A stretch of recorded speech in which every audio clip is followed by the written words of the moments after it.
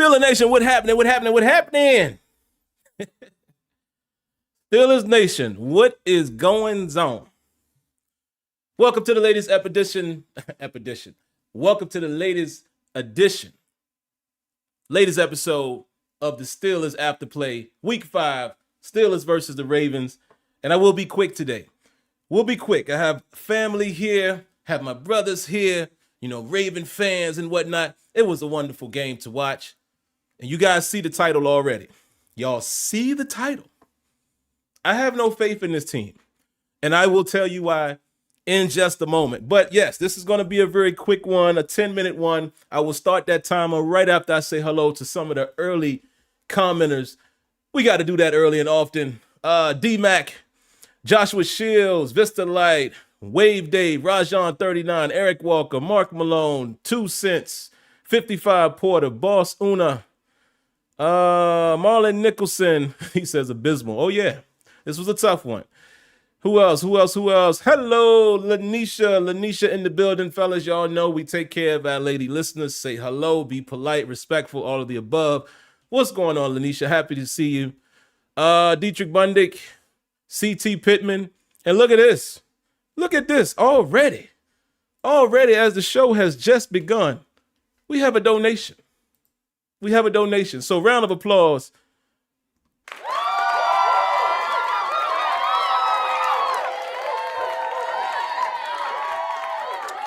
Round of applause to the good brother Brent Fox, man. I appreciate the donation. He says, we need to thank God. Look, he has need to in bold cap letters. We need to thank God for the victory. He, she, they literally gave us every opportunity to win. Yeah, and the Ravens gave us every opportunity for them not to win. They missed a bunch of their own opportunities. I'll talk about it in a moment. Let's keep going. Real facts.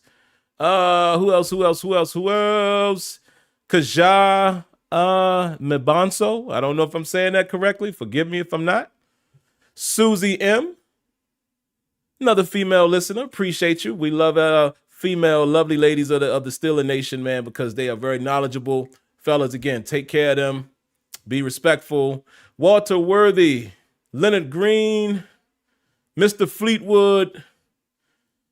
All right, I'm going to end right there because I need to get into this. I'm going to set my timer so I don't go over time. Give me 2 seconds, guys and gals. 10 minutes is all I can give you. Starting now. Listen, let's talk about these Pittsburgh Steelers. Y'all think that you would think that I'm going to come in here and give you the warm and fuzzies. Oh, we won. Oh, we're number 1 in the AFC North. No, I'm not going to do any of that. But one thing I will do, shout outs to my man, Shedeur Sanders. I think I got time today. Y'all see that? Y'all see that? Oh, yeah. Had to put the timepiece on today. Listen. Your Pittsburgh Steelers, I have no faith in them. The offense sucks. They stink. Abysmal. Horrendous. Horrible. They're trash. I hate this offense with a passion. And it ain't just Matt Canada. It's also what appears to be the new person to pick on this offensive line. It used to be Kendrick Green at center. We always talked about how bad of a game he had. But did y'all see the performance that Mason Cole put out there? Mason Cole, this is 2 weeks in a row now. Listen, I can't conclude anything until I watch the All-22, but there were some moments in this game where your name was almost about to be taken away from you. You were about to be number 61. This offense is just bad.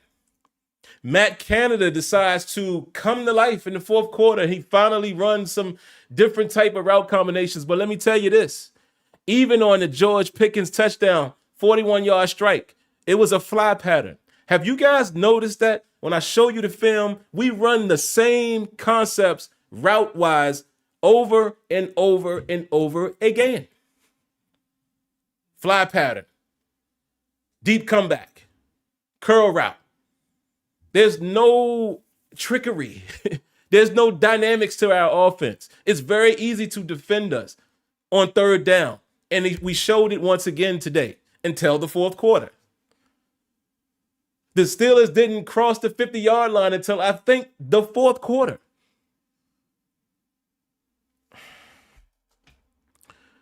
Key takeaways from this game, man. I'm going to give you a few. TJ Watt, another big-time game, man. Thank you, TJ Watt. Thank you, defense. Thank you, defense, once again. But let's not miss this point. The Ravens had at least, and my boy, best friend in the world, sitting right upstairs. Me and him talked about how the Ravens had at least 4 opportunities to, yeah, that's all I'm going to say. I don't even have to finish the sentence. That pass, I think, was it Aguilar, the deep one, right through his hands. And then Aguilar, you see Aguilar go talk to Lamar on the sideline, like, my bad, cuz. I don't want to hear you. I don't want to hear about you, no bad. I know it was your bad. It's best for you just not even say nothing to me until practice. I don't need you. So let's not pump these pom-poms too hard. The Steelers didn't win this game. The defense did show up, but they didn't technically win this game with, overwhelming performance, or we're not coming away from this game saying, man, did you see how that offense came together? Man, did you see how the defense stepped up and they started stuffing the run? No, because early on, Lamar and crew was running all over us. And Justice Hill made us look like none of us know how to tackle. Looking like somebody playing Madden out there. Getting real sticky out there. Come on, man. And the reason why I'm upset about this win, even though I appreciate it, the reason why I can't be happy about this win, it's a poor effort. We ain't going to win all these games like this. We're not. Joey Porter Jr., shout outs to him. We're going to talk more about this on Tuesday. Big time interception. That was huge. John Harbaugh, if I could be a Ravens fan for 2 seconds, why you start taking the ball out of Lamar's hand in terms of running the ball?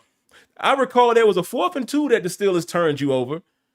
Why didn't you run the football? The Steelers couldn't stop nothing on the ground. Y'all were averaging 5 yards a carry. But for some reason, you want Lamar to throw the ball every time it's a critical moment. You should just go ahead and do that to yourself, sir. I don't mean that, but y'all know what I'm saying. Just being funny. Bonehead play. So Joey Porter Jr. comes up with the pick. Appreciate that. TJ Watt doing what he does. Alex Highsmith doing what he does at the end of the game to get the fumble. We turned them over 3 times, if I'm not mistaken. Interception, 4th and 2, and then the sack fumble. Your defense is not going to do that every week. The Steelers had 5 points through the 4th quarter, folks. This was an ugly win. Appreciate the win, and I appreciate the quote-unquote being AFC North, first in the North right now, but it's fool's gold. I'm calling it right now. It's fool's gold. I don't have any faith in these boys. Let me see. How much time I got, man? Like I told you, I got to do a quick one tonight, man, because I got friends and family upstairs. Let me see. First drive. Steelers, of course, punt the ball away. Started pretty decent. We, dedicated ourselves to the run. But, of course, when we got into a 3rd and 4 situation, George Pickens was unable to catch a back shoulder throw. Wasn't really close to him. But, again, those are the routes that Matt Canada chooses to run every time it's 3rd down. Nothing that you can't defend. Everything is a combat catch. First defensive series. Ravens come out on play action. Pick up 8 right away. Lamar picks up a 3rd and 2 on a read option. And it was a big-time pickup by him. I mean, everyone just forgets that Lamar can run with the football on that moment. Steelers get off the field on the following 3rd and 10, but still, it showed you right there what type of day it was going to be. And I will say the defense stepped up later, but I kind of feel like it was more the Ravens taking themselves out of the game by passing so much. And again, a lot of drop balls. That one deep shot to Aguilar should have been 6 points. Ravens should have won this game. I'm going to just be honest with you. So here are the key moments, man. Steelers go 3 and out after the Ravens touchdown. Arthur Marlette gets a sack on Kenny on 3rd and 6, and that was in the second quarter. The Steelers were actually moving the ball on that drive, but shuts it down. And maybe that was the first time they crossed the 50. I don't remember. It was so infrequent. Larry Ogunjobi forces a fumble on Hill. Excellent hustle play right there. That was huge because the Steelers were able to get a field goal in that situation off of that turnover. At that point, it was 10-3. The Steelers give up a 3rd and 11 right after the 2-minute warning. And guess what they did again? They followed that up by giving up a 3rd and 18. But then the Steelers were able to turn the Ravens over on a 4th and 2, right before the half. So that kind of helped us. So on that same drive, Ravens tried to go for it, and the Steelers were able to stuff them. But again, drop touchdown by Aguilar in the 3rd. I already talked about that. And there were a lot of missed opportunities by the Ravens. I already talked about that. A missed not personal foul, but a missed pass interference on Arthur Marlette in the 4th quarter in the end zone. That was definitely PI. Had his hands all over Pickens and did not turn around. I don't understand why they didn't call that, but it is what it is. Number 89. He man, I'm going to save my commentary for him on Tuesday. Y'all already know how I feel about this dude. I don't care what the situation was. I don't care that Connor Hayward got bumped into him. This is what he does. He fumbles. He's continued to fumble punts. Get him off the team. Get him out of here. Joy Porter Jr., interception in the end zone. Pickett finds Pickens for 41 yards on that same turnaround. So that was a huge swing. Turnover in the end zone. We end up with a touchdown. And that's pretty much, man, my feelings right now. Like I said, I'm running on borrowed time here. Got about 40 seconds. I will give you guys maybe another minute, if that, because I want to see a few comments. But that's kind of how I feel, man. Yo, I told you guys that after the game, post-game show was more knee-jerk reaction. I have not rewatched the game. I have not watched the film. I'll have more analysis for you on Tuesday. But my feeling about this team is they're just not good. We got to face it. I always tell y'all, I wait until week 7. Once we've played our 7th game, I will give my full opinion on what I think the team is.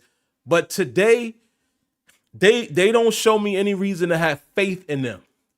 I don't see any signs of improvement. Okay, we started to move the ball on the latter drive in the 4th quarter, but we cannot win football games like that, folks. Don't believe the hype. The defense is not that good. We continue to give up explosive plays. We continue to give up 3rd and long. We continue to spring a leak when we're trying to stop the run. They're not good.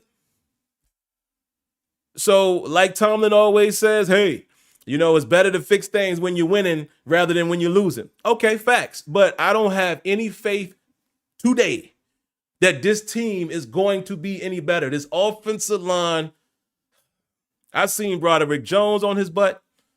I know he's a rookie, so I'm going to give him a slight pass. But that number 61, Mason Cole, what happened? You regressed. Steelers got a lot of work to do, guys. If y'all expecting them to win a Super Bowl, you better don't hold your breath.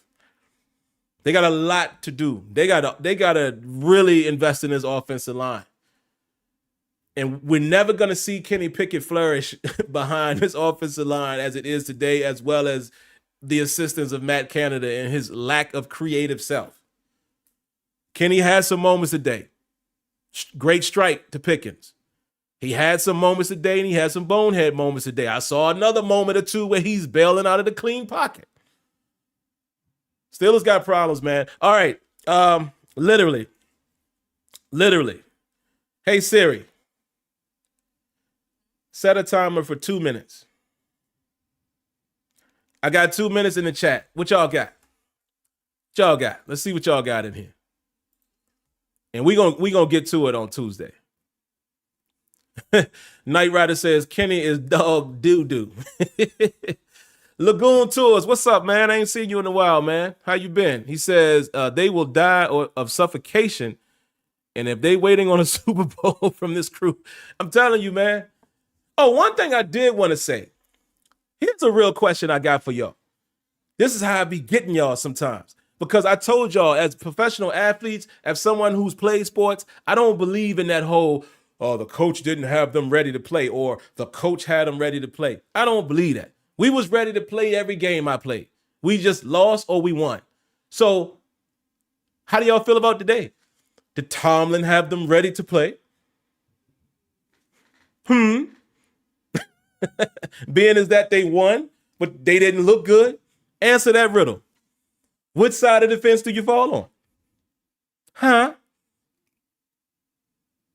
I'll wait. I'm just curious to know.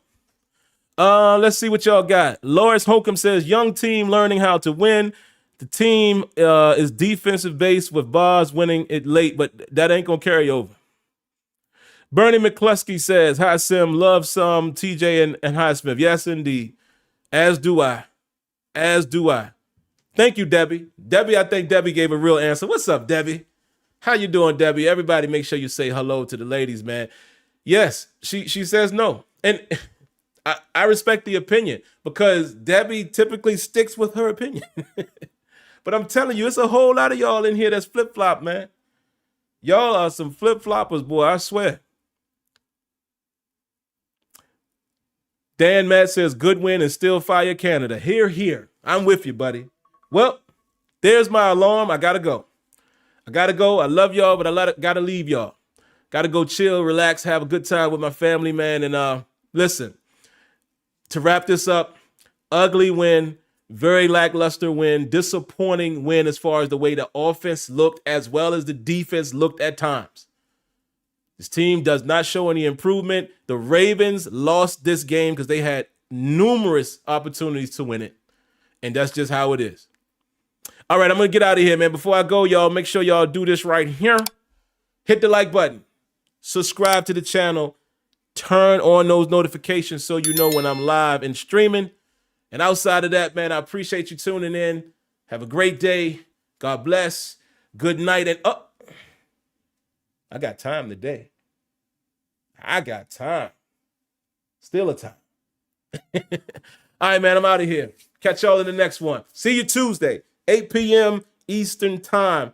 I can't wait to hear your phone calls. All right? Peace.